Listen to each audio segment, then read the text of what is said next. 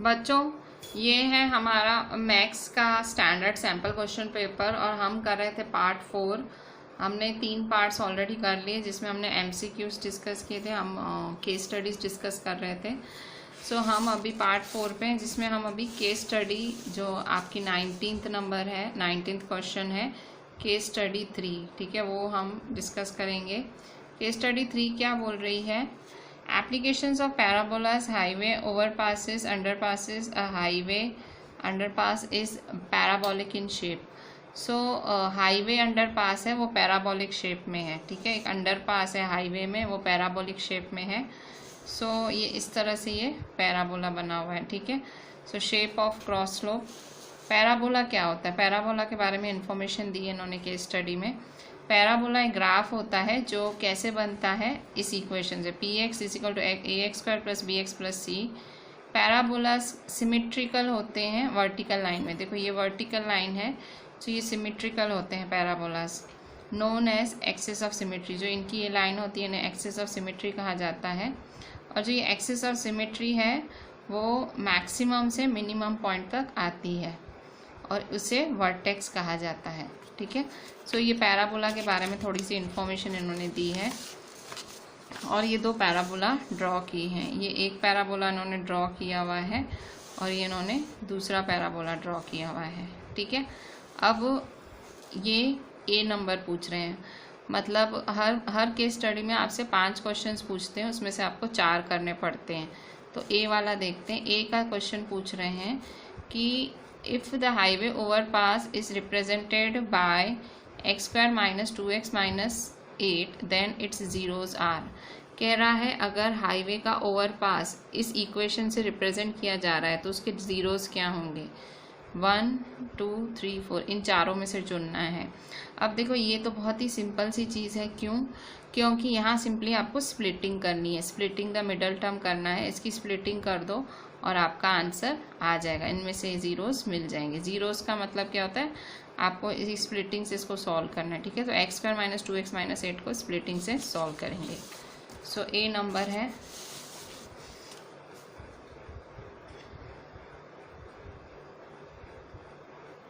ठीक है, सो हम कर रहे हैं A number.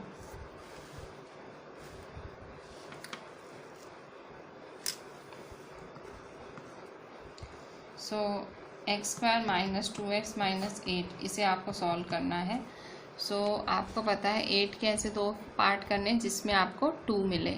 So therefore x² - 4x - 2x - 8 = 0, ठीक है।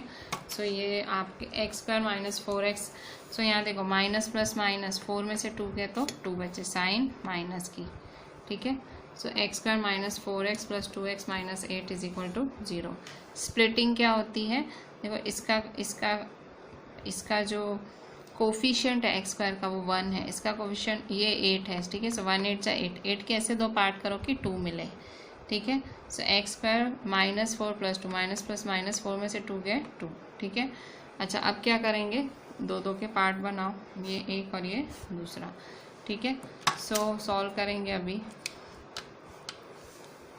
सो देयरफॉर x² - 4x तो क्या है? x - 4 + 2x - 8 में से 2 क्या कॉमन लोगे? 2। सो x - 4, ठीक है। सो देयरफॉर x - 4 x + 2 = 0, ठीक है। सो x - 4 = 0 और x + 2 = 0, ठीक है। सो -4 उधर जाएगा तो क्या हो जाएगा? +4। सो x = 0 + 4, देयरफॉर x = 4 और यहाँ x = +2 उधर जाएगा तो -2, देयरफॉर x = -2, ठीक है। सो यहाँ ये आपका अल्फ़ा है, ये आपका बीटा है, ठीक है। अल्फ़ा और बीटा 4 और -2, ठीक है। सो आपके जो ज़ीरोज़ हैं वो क्या होंगे? सो ज़ीरोज़ आर 4 -2, ठीक है। 4 और -2 क्या है? आपके ज़ीरोज़। ये है आपका अल्फ़ा और ये है आपका बीटा, ठीक है। सो ये है हमारा 19th नंबर, ठीक है। अच्छा, अब 20 नंबर क्या बोल रहा है? 20 नंबर बोल रहा है the highway overpass is represented graphically. जो ये हाईवे की ओवरपास है इसे ग्राफिकली दिखाया जा रहा है। Zeros of a polynomial can be expressed graphically. और जो जीरोज हैं वो आप ग्राफ से भी दिखा सकते हो, ठीक है। So number of zeros of polynomial is equal to number of points where the graph of polynomial. तो ये जीरोज जो हैं, जो ये जीरोज हैं किसके बराबर है? जितनी पॉइंट्स होंगी उतने जीरोज होंगे। तो बोल रहा है बताओ कि ग्राफ ऑफ पॉलिनोमियल किसको इंटरसेक्ट करेगा। सो क्या वो एक्स एक्सिस को इंटरसेक्ट करेगा, क्या वो वाई एक्सिस पे, क्या वो वाई एक्सिस और या एक्स एक्सिस को, या किसी को भी नहीं। सो देखो, आप अगर मतलब ज़्यादा समझ नहीं आ रहा है, ज़्यादा बुद्धि नहीं चल रही है, तो 5 क्वेश्चंस हैं उसमें से 4 करने ऑप्शन में छोड़ दो। दूसरी चीज़, अब छोड़ें क्यों? देखो मैं आपको बता रही हूँ, यहाँ इसने नंबर ऑफ जीरोज़ की बात करी है पैराबोला के। सो पैराबोला में जो जीरोज़ होते हैं वो पता है आपको कैसे मिलते हैं? जैसे ये पैराबोला है, ठीक है। सो देखो आपके जो जीरोज़ होंगे या तो ऐसे मिलेंगे या ऐसे मिलेगा। सो ये देखो, ये कौन सा एक्सिस यहाँ कट होगा, यहाँ कट होगा। सो ये देखो, ये हॉरिजॉन्टल हो रहा है ना, तो हॉरिजॉन्टल क्या होता है? एक्स एक्सिस होता है। ऑब्वियसली हॉरिजॉन्टल एक्स होता है ना। ग्राफ कैसे बनाते हो? ऐसे बनाते हो, और ये एक्स हुआ और ये वाई होता है, ठीक है। सो ये एक्स एक्सिस हुआ ना, सो ये हॉरिजॉन्टल है। सो आपका कौन सा होगा? इंटरसेक्ट एक्स एक्सिस होगा। और चीज़ अगर ये भी नहीं समझ आ रहा है, सो देखो अभी अभी आपने इसका जो फर्स्ट क्वेश्चन ही किया, इसने कहा ये सॉल्व करो, तो इसमें आपने क्या फाइंड किया? एक्स फाइंड किया, एक्स की वैल्यूज फाइंड की। सो तो भी ठीक है। सो कोई ऐसा वो लॉजिक लगाओ या ये लॉजिक लगाओ, ठीक है। सो बी का ऑप्शन क्या होगा? First, intersect X axis. So B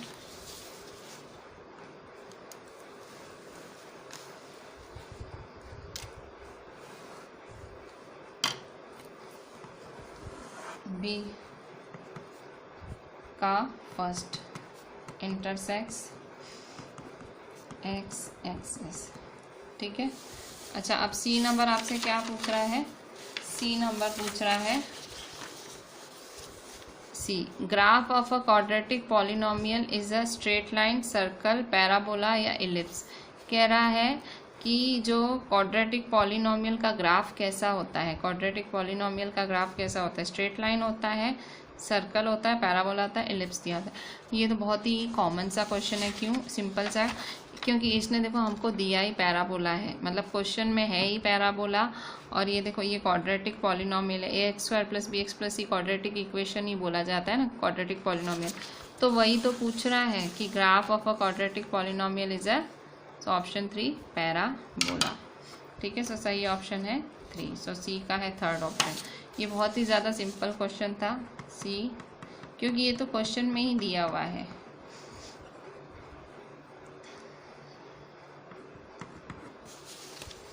अच्छा, अब डी नंबर देखो, the representation of highway underpass whose 1 0 is 6 and sum of the zeros is 0 is. देखो जो हाईवे अंडरपास है उसका 1 0 6 है और सम ऑफ जीरोस क्या है? 0 है। सो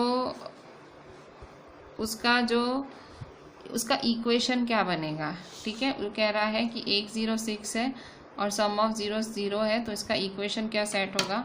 सो देखो यहाँ पे कि 1 0 6 है, ठीक है। सो देखो 1 0 6 है, मतलब सपोज अल्फ़ा 6 है, ठीक है। 1 0 6 है और क्या बोल रहा है? Sum of zeros is 0। So sum of zeros मतलब alpha plus beta, sum of zeros is 0, ठीक है। सो यहाँ देखो अल्फ़ा क्या है, ये क्वेश्चन में दिया हुआ है, ठीक है। उसने कहा है कि 1 0 6 है और उसने कहा है सम ऑफ जीरोस 0 है, ये क्वेश्चन में ही है, ठीक है। सो अल्फ़ा की वैल्यू क्या है? 6, तो अल्फ़ा की जगह क्या लिख दोगे? 6। So 6 plus beta is equal to 0। So therefore beta को अकेला बनाएंगे, 6 इधर है तो उधर जाके क्या हो जाएगा? Minus. So 0 - 6। So therefore beta is equal to -6, ठीक है। सो बीटा -6 आया। अच्छा, अब क्या करेंगे? बीटा -6 मिल गया, पर वो हमसे क्वेश्चन में क्या मांग रहा है?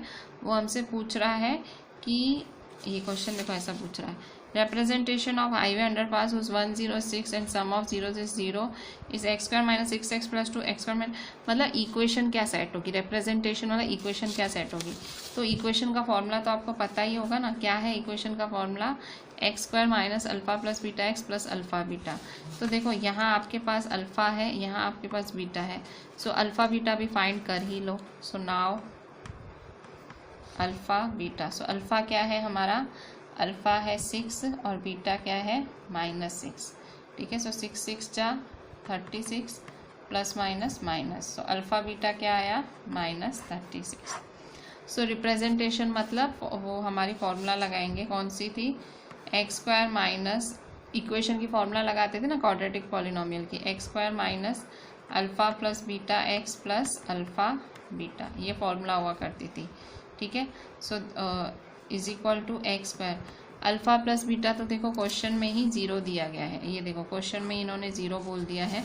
सो 0 एक्स, अल्फ़ा बीटा क्या है -36, ठीक है, -36। So is equal to x square -0x तो क्या होगा -0 प्लस माइनस माइनस -36, ठीक है। So X square -36 is equal to x square -36, ठीक है। सो एक्स स्क्वायर -0 का तो कोई सेंस ही नहीं है ना। और ये कहाँ से आया, ये इक्वेशन थी अगर आपको याद हो तो। सो भाई equation of a quadratic polynomial थी, x square minus alpha plus beta x plus alpha beta. So alpha plus beta ये इक्वेशन है, ठीक है, equation of a quadratic polynomial. So X square -36 is the correct option. So कौन सा option correct है इसमें, सो इसमें सेकेंड वाला ऑप्शन करेक्ट है, ये एक्स स्क्वायर -36। तो डी का आंसर सेकेंड है। सो यहाँ तो जगह ही नहीं है, so second is the correct option, ठीक है, second option is the correct. अच्छा अब ई नंबर है, अब ई वाला क्या पूछ रहा है, the number of zeros that polynomial f x is equal to x minus 2 the whole square plus 4 can have is, कह रहा है ये जो पॉलिनोमियल है इसके कितने ज़ीरोज़ हो सकते हैं। मैं आपको बताऊं ज़ीरोज़ कितने हो सकते हैं, तो जो इक्वेशन की डिग्री होती है ना उतने ज़ीरोज़ होते हैं, डिग्री मतलब पावर। अब यहाँ देखो x minus 2 the whole square है, यहाँ पावर नहीं पता लगेगा, आपको पहले ये सॉल्व करना पड़ेगा, फिर आपको मैक्सिमम पावर मतलब डिग्री पता लगेगी, ठीक है। मतलब किसी भी पॉलिनोमियल के ज़ीरोज़ कितने होते हैं, जितनी उसकी डिग्री होती है, ठीक है। सो हम करते हैं ये भी एक बहुत ही सिंपल सा सम है। तो ये पैराबोला वाला एक बहुत ही एक सिंपल सा क्वेश्चन था केस स्टडी का, ठीक है। मतलब जो ये 4 मार्क्स हैं ये पूरे के पूरे आपके, वैसा समझ लो। सो ई नंबर करते हैं, ये भी बहुत ही सिंपल सा क्वेश्चन है, पूछ रहे नंबर ऑफ ज़ीरोज़ बताओ। So F x is equal to x minus 2 the whole square plus 4, ठीक है। So option X minus 2 the whole square मतलब A minus B the whole square solve करो। So A square minus 2ab plus B square plus 4, ठीक है। ए क्या है x, x 2 2, ठीक है। सो एक्स स्क्वायर का एक्स स्क्वायर माइनस 2 2 जा 4x प्लस 2 का स्क्वायर 2 2 जा 4 प्लस 4, ठीक है। So X square minus 4x 4 plus 4 कितना होगा 8, ठीक है। सो एफ एक्स हुआ। सो बताओ इसका डिग्री क्या हुआ, डिग्री मतलब सबसे हाईएस्ट पावर क्या है, सो सबसे हाईएस्ट पावर 2 है। सो डिग्री ऑफ पॉलिनोमियल क्या होगा 2, ठीक है। सो डिग्री ऑफ पॉलिनोमियल 2 हुआ तो इसका मतलब नंबर ऑफ ज़ीरोज़ क्या होंगे 2। सो नंबर ऑफ ज़ीरोज़ 2 है, ठीक है। सो कौन सा ऑप्शन सही है, ई का सेकेंड।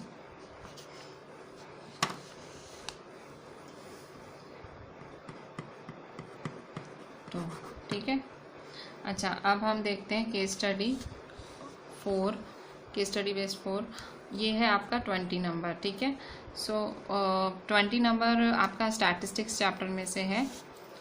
अब यहाँ देखो ये है एक 100 मीटर रेस है, stopwatch was use to find the time that it took a group of students to run 100 metre. एक रेस में बच्चे 100 metre, group of students 100 metre दौड़ रहे हैं, ठीक है। सो उसका ये इन्होंने टेबल दिया हुआ है आपको, टाइम 0 से 20 सेकेंड, 20 से 40 सेकेंड, 40 से 60 सेकेंड, 60 से 80 और 80 से 100 सेकेंड। सो 0 से 20 सेकेंड में ये 100 मीटर 8 बच्चे दौड़ रहे हैं, 20 से 40 सेकेंड में 10 बच्चे 40 से 60 लगा रहे हैं टाइम 13 बच्चे, 60 से 80 सेकेंड टाइम 6 बच्चे लगा रहे हैं, 80 से 100 3 बच्चे लगा रहे हैं। सो अब आपको इससे रिलेटेड क्वेश्चन दिया है इन्होंने। क्वेश्चन में दिया है A, estimate the mean time taken by a student to finish the race. Mean time निकालना है। अब देखो यहाँ पे मीन क्या होता है। सो मीन आपको पता है x bar is equal to sum of F I x I upon sum of F i, ठीक है, स्टैटिस्टिक्स में पढ़ के आए हो। सो यहाँ देखो ये आपका एक्स है और ये आपका एफ है। सो आपको क्या करना है, पहले तो आपको जो है 0 और 20 का आपको हमने सीखा था कि भाई इस तरह से होता है, तो हमें क्या निकालना पड़ता है, क्लास मार्क, ठीक है, तो क्लास मार्क निकालना पड़ता है हमें। सो अब हम ये जो है इसका क्लास मार्क निकालेंगे, फिर हम एफ आई एक्स आई को मल्टीप्लाई करेंगे। सो बहुत ही स्पीडली करना है क्योंकि ये सिर्फ 1 मार्क का है, ठीक है, मतलब ये बहुत ही एक नाइंसाफ़ी की है इन्होंने। क्यों? क्योंकि इन्होंने मीन का क्वेश्चन आपसे 1 मार्क में पूछ लिया, ठीक है, कितनी मेहनत होती है उसमें। तो अब पूछा है तो हम करते हैं, क्योंकि उन्होंने सामने 19 नंबर ईजी पूछा था, तो मेरे ख्याल से इन लोगों ने ऐसे बदला लिया है हमसे। सो 20 नंबर केस स्टडी 4, ठीक है। सो केस स्टडी बेस्ड 4 में करते हैं अभी हम।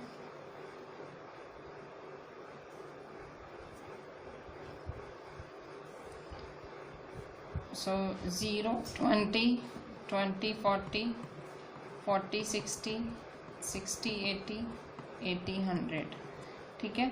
सो ये मेरा, मैं बहुत ही रफली कर रही हूँ क्योंकि 1 मार्क में तो मैं फेयरली करूँगी तो कहाँ पहुँचूँगी, ठीक है। सो नंबर ऑफ स्टूडेंट्स दिए एफ आई 8 10 13 6 3, ठीक है। सो ये क्लास मार्क निकालेंगे। क्लास मार्क क्या होता है, this plus this divide 2।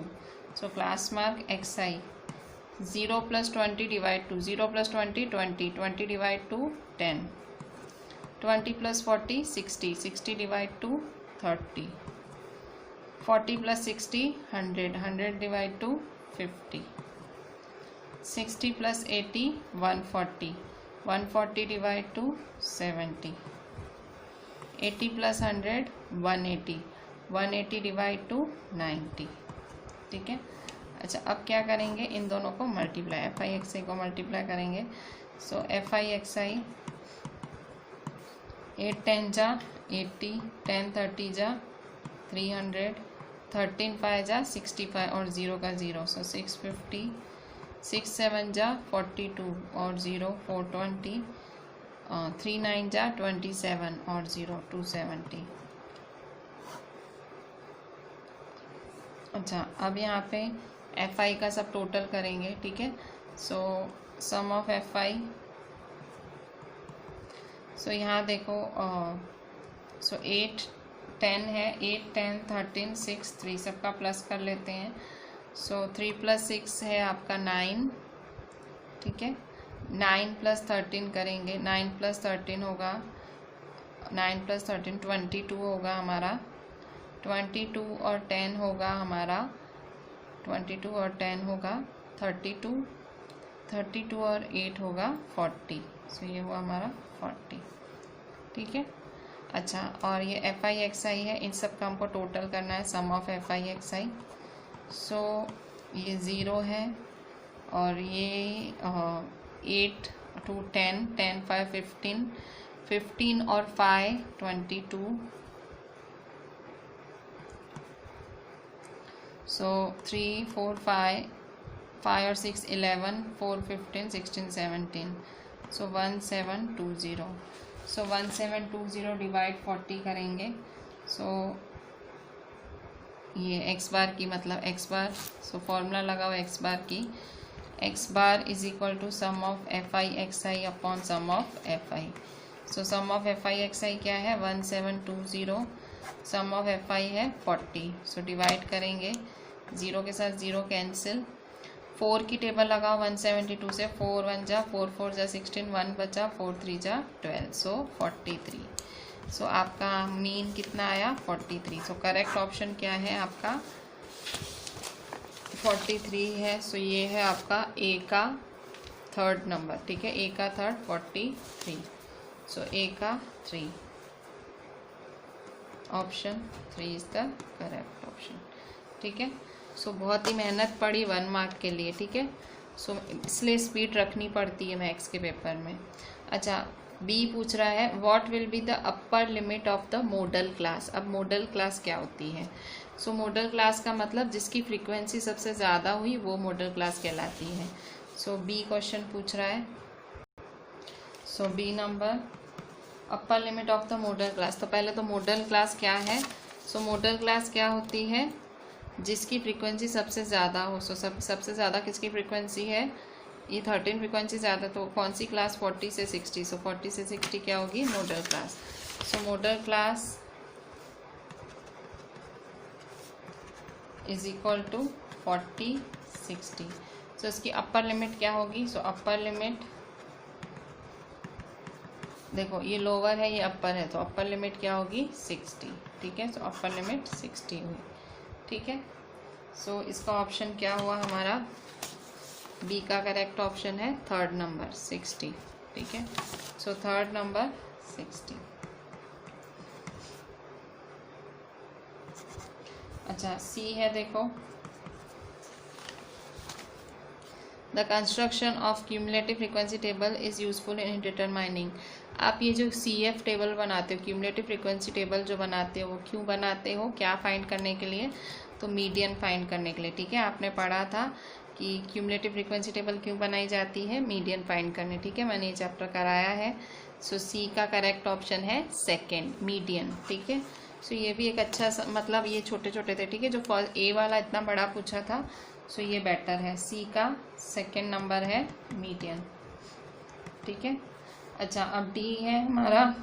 D question पूछ रहा है sum of lower limits of median class.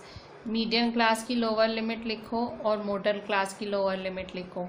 अब मॉडल क्लास की लोअर लिमिट तो पता है, मॉडल क्लास तो पता है कौन सा है। मॉडल क्लास क्या है? 40 60। सो इसकी लोअर लिमिट क्या होगी? 40। ठीक है, सो वो ठीक है, sum of lower limit of modal. पर मीडियन क्लास कैसे आएगा? अब यहाँ फिर से इन्होंने 1 मार्क में बड़ा कुछ मतलब बड़ी चीज़ पूछ ली है। आपको मीडियन क्लास फाइंड करने के लिए पहले क्यूमुलेटिव फ्रीक्वेंसी लिखनी पड़ती है, और फिर क्यूमुलेटिव फ्रीक्वेंसी की मदद से ही आप मीडियन क्लास बना सकते हो, लिख सकते हो। ठीक है, सो फिर से आपको ये सारी जो है ये आपको फिर से ये टेबल यूज़ करनी पड़ेगी, और इसको देख के आपको क्यूमुलेटिव फ्रीक्वेंसी लिखनी पड़ेगी। ये फ्रीक्वेंसी है, इसके बेसिस पे क्यूमुलेटिव फ्रीक्वेंसी लिखोगे। सो अनदर वेरी लेंथी सम इन 1 मार्क। सो ये डी वाला भी बिल्कुल फटाफट से कर लेते हैं। यहाँ हमें क्या फाइंड करना है? हमें मीडियन क्लास की वजह से सारी मेहनत करनी है। तो पहले मैं ये फटाफट से टेबल बना लेती हूँ, ये जो टेबल है। ठीक है, सो टाइम, ठीक है, 0 से 20 20 40 40 60 60 80 80 100। ठीक है, फिर फ्रीक्वेंसी क्या है इसकी? फ्रीक्वेंसी है 8 10 13 6 3। ठीक है, क्यूमुलेटिव फ्रीक्वेंसी क्या होगी? क्यूमुलेटिव फ्रीक्वेंसी प्लस करेंगे 8, सो 10 + 8 18। ठीक है, क्यूमुलेटिव फ्रीक्वेंसी पता है ना, प्लस होता है। फिर यहाँ ये 13 इस देखो 8 का सेम टू सेम, फिर 10 + 8 18, फिर 13 + 18 कितना होगा? 8 और 3 8 9 10 11 1, सो 31। ठीक है, 31 और 6 कितना होगा? 37, और 37 और 3 कितना होता है? 40। ठीक है, सो ये क्यूमुलेटिव फ्रीक्वेंसी हुई। ठीक है, प्लस करा। सो देखो यहाँ पे ये इसका है, ये इसका है। ठीक है, सो इसका टोटल 40 है। सो जो इसका टोटल है ये आएगा, मतलब हमने सही की है क्यूमुलेटिव फ्रीक्वेंसी। अब क्या फाइंड करते हैं? n/2। सो n/2 क्या है? 40/2। n क्या है हमारा? 40। सो 40/2 2 1 जा 2 20 जा। सो n/2 क्या है? 20। सो n/2 20 है। सो 20 फ्रीक्वेंसी से जो हम अभी क्यूमुलेटिव फ्रीक्वेंसी की लाइन देखेंगे, उसमें 20 से बड़ा और 20 से नज़दीक कौन है? सो 20 से बड़ा और 20 से नज़दीक 31 है। ठीक है, सो 31 क्यूमुलेटिव फ्रीक्वेंसी है, जो है 20 से बड़ी और नज़दीक है सो मीडियन क्लास कौन सी होगी, 40 60, ऐसे मीडियन क्लास चुनी जाती है। सो मीडियन क्लास क्या हुई हमारी, 40 60, ठीक है। तो इसकी लोअर लिमिट क्या होगी, हमको क्या क्वेश्चन में क्या पूछा है, क्वेश्चन में पूछा है कि the sum of lower limits of medium class model class. तो मॉडल मीडियम क्लास की लोअर लिमिट क्या होगी, ये देखो ये लोअर लिमिट है अपर लिमिट है, सो इसकी लोअर लिमिट क्या होगी 40।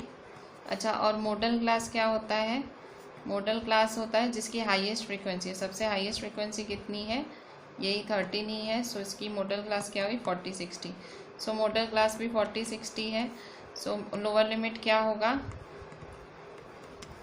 40, ठीक है। सो इन दोनों का सम करना है। क्वेश्चन में क्या पूछ रहा है, the sum of lower limits of medium class and model class. तो इसकी लोअर लिमिट और इसकी लोअर लिमिट का plus. So lower limit of medium class, lower limit of 40 + 40 = 80। Question में बोला है, ठीक है, मैं नहीं कर रही हूँ, क्वेश्चन में इन्होंने बोला है। मैंने ये पूरा मेरा मेथड से सॉल्व किया कि मीडियम क्लास कैसे फाइंड करते हैं। मॉडल क्लास तो मैंने बताया था फ्रीक्वेंसी के सामने, ठीक है। ये इन्होंने क्वेश्चन में दिया है कि दोनों का टोटल 80। सो 80 किसका ऑप्शन है, सो डी का ऑप्शन 3 80, ठीक है। सो ऑप्शन 3 है 80।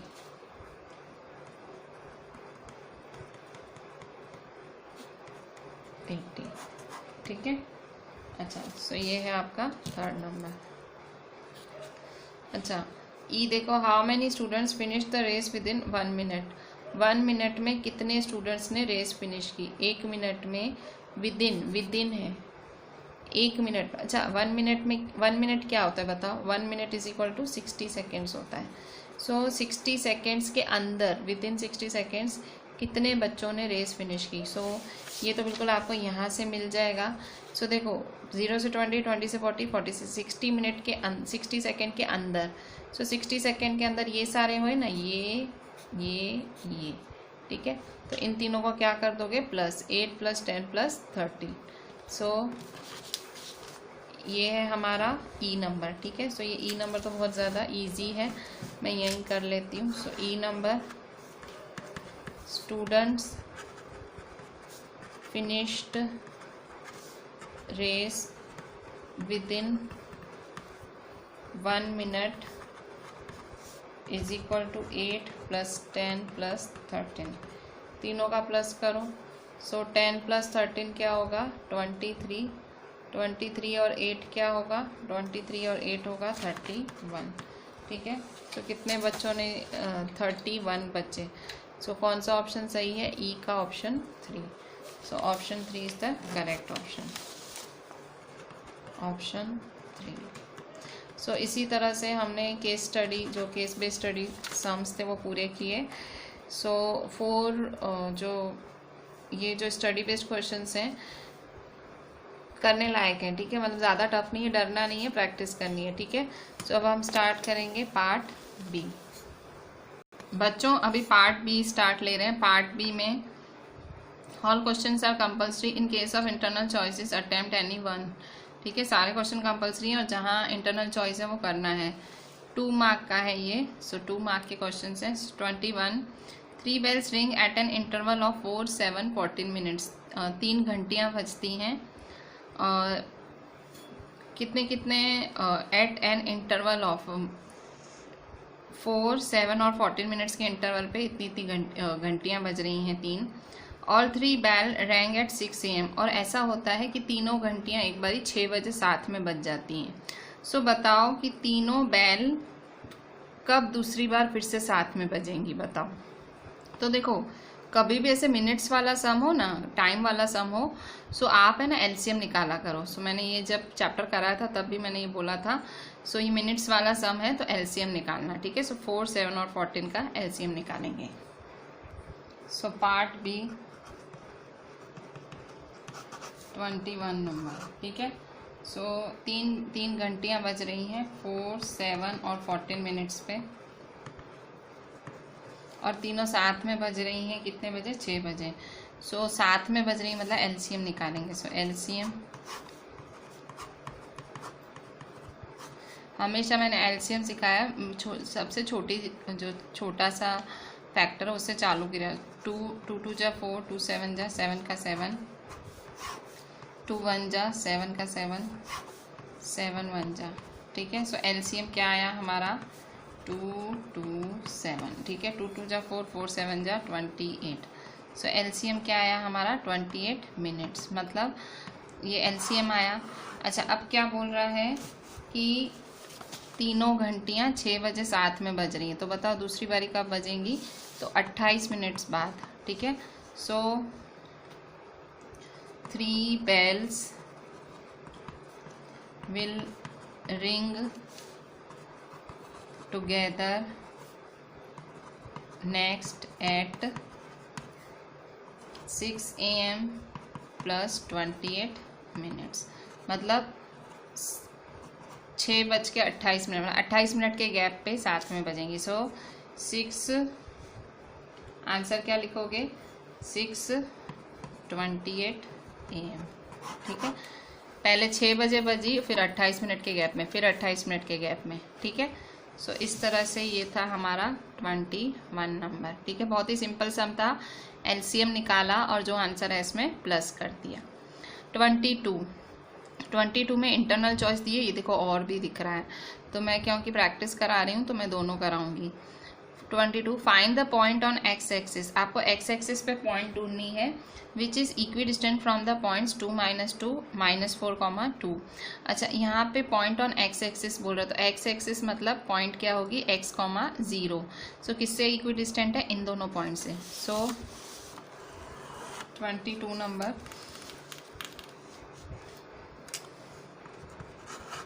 so let Px0 be point on x axis, ठीक है। सो पॉइंट्स कौन सी दी हुई हैं, a 2, -2 और b -4, 2, ठीक है। सो PA = PB है, ठीक है। क्यों, क्योंकि देखो इक्वी डिस्टेंट वर्ड यूज़ हुआ है। इक्वी डिस्टेंट का मतलब क्या होता है, ये दोनों एक दूसरे मतलब इतनी गैप पे हैं। अच्छा PA का फॉर्मूला क्या होता है, डिस्टेंस फॉर्मूला लगाएंगे। सो अंडर रूट क्या है formula, x2 - x1 the whole square plus y2 - y1 the whole square, ठीक है। सो डिस्टेंस फॉर्मूला PA के लिए।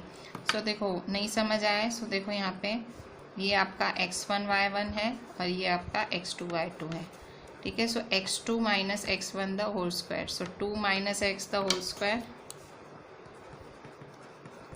Plus -2 - 0 the whole square, -2 - 0 the whole square is equal to, अभी PB निकालेंगे। सो PB, अच्छा PB कैसे निकालेंगे, सो PB में हमारा क्या होगा, सो यहाँ देखो ये आपका x1 y1, ये x2 y2 है,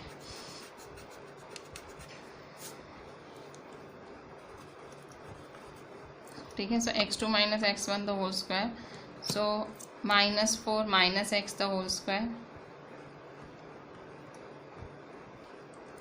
प्लस 2 - 0 द होल स्क्वायर, या तो आप x माइनस ऐसे भी कर सकते हो, कैसे भी कर सकते हो, ठीक है।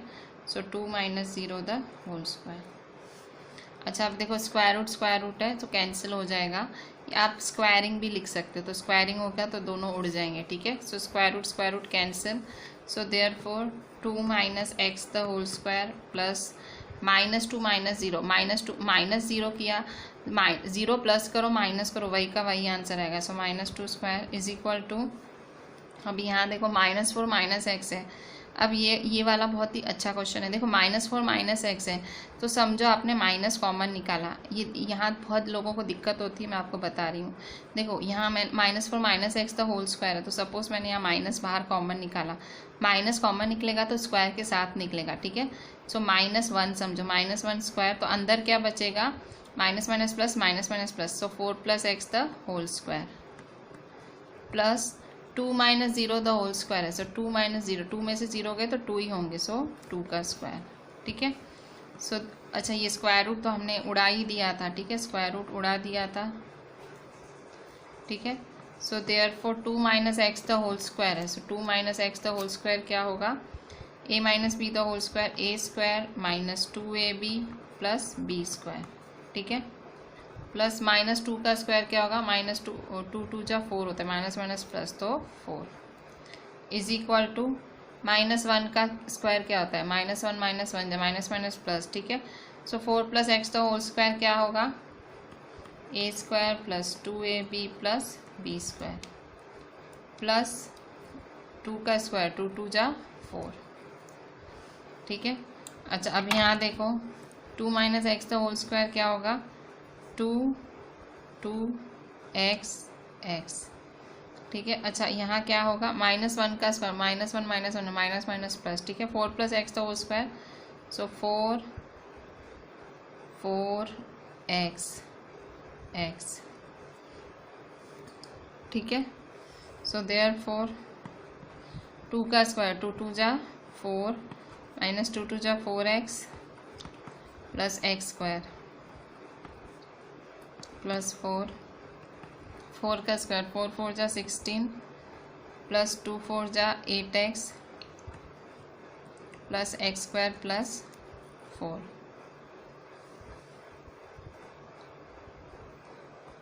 2 - x the whole square 2² - 2ab + b² + 4 is equal to -1 का स्क्वायर माइनस माइनस प्लस तो 4a² + 2ab + b² + 4, ठीक है।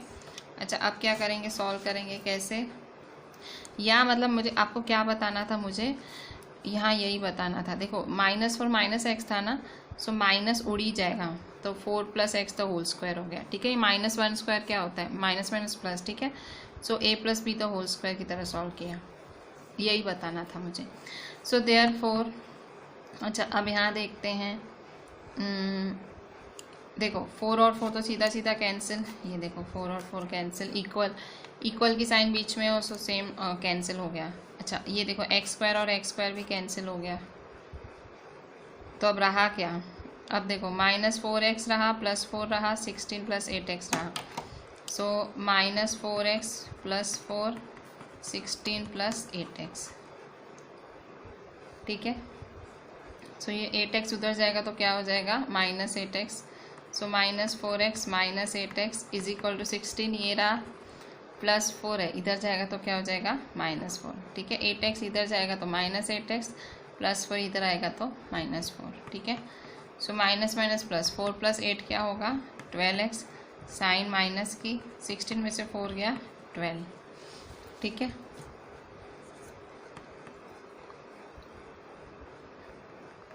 x को अकेला बनाएंगे, सो 12/- 12, ठीक है। सो कट शॉर्ट करेंगे हम तो क्या आंसर आएगा, 12 1 जा 12 1 जा, देखो माइनस है पर, ठीक है। So x is equal to -1। Question में क्या पूछ रहा है कि भाई find the point on x axis, तो px 0, सो px की जगह क्या होगा -1, so p -1 0 is the point on x axis, so p -1 0 is point on x axis, ठीक है। अच्छा इसके बाद 22 के बाद हम 22 का और भी देख लेते हैं। सो 22 का और है, तो बच्चों 22 का और करते हैं। -2 π Q3 2 R 2 पॉइंट्स, 2 पॉइंट्स हैं, तो आपको फाइंड क्या करना है, R फाइंड करना है। R पॉइंट आपको PQ पे फाइंड करना है। Find the coordinates of point, ये देखो क्वेश्चन है P -2 π and Q3 2 R 2 points, find the coordinates of point R on PQ such that PR is equal to 2QR, ठीक है। सो coordinates of point R on PQ such that PR is equal to 2QR, so R के PQ पे find करो। सो R, ठीक है। सो P क्या है -2 π, Q क्या है 3 2, ठीक है। सो R के कोऑर्डिनेट्स फाइंड करेंगे, ठीक है। Find the coordinates of point R, PR is equal to 2QR, so PR is equal to 2QR, ठीक है। सो यहाँ देखो PR क्या है, PR आपका है, देखो PR is equal to 2QR, सो ये M होता है और ये N होता है, M/N होता है ना। सो ये PR आपका M है, ठीक है, ये M है और ये क्या है, ये N है, ठीक है। M/N होता है ना, PR QR, सो ये MN है। सो M/N क्या होगा, therefore M/N is equal to n नीचे आएगा सो 2/1, ठीक है। सो m रेशियो n क्या होगा 2/1, ठीक है। सो बस अब आप सेक्शन फार्मूला लगा दो। सेक्शन फार्मूला लगाते हैं हम। सो फार्मूला क्या है, r(x(y) is equal two upon में तो m1 plus m2 comma m1 plus m2, ठीक है। सो फार्मूला है m2x1 plus m1x2 m2y1 plus m1y2, ठीक है। सो m2 क्या है आपका अच्छा ये mn की जगह m1 m2 लिखते हैं, ठीक है। ये m1 m2 था, ठीक है, m1 m2 या mn, ठीक है, जो भी जैसे भी आपने सेक्शन फार्मूला याद किया हो, m1 m2 बोलो या mn बोलो, ठीक है। सो ये है m1 m2, ठीक है, जैसे आपने याद किया हो। अच्छा सो m2 क्या है हमारा, m2 है, ये देखो ये m1 अपना 2 है, m2 1 है। सो m2 क्या है हमारा 1 और x1 क्या है, यहाँ देखो ये है आपका x1 y1 और ये है आपका x2 y2, ठीक है। सो ये m2 है, ठीक है, और x1 क्या है आपका -2 प्लस m1 क्या है आपका m1 है आपका 2, सो 2 और x2 क्या है, x2 है आपका 3, ठीक है। So upon m1 plus m2 सो 2 + 1 कॉमा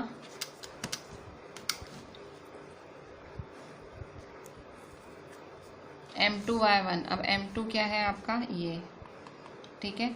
सो 1 y1 क्या है आपका, y1 है 5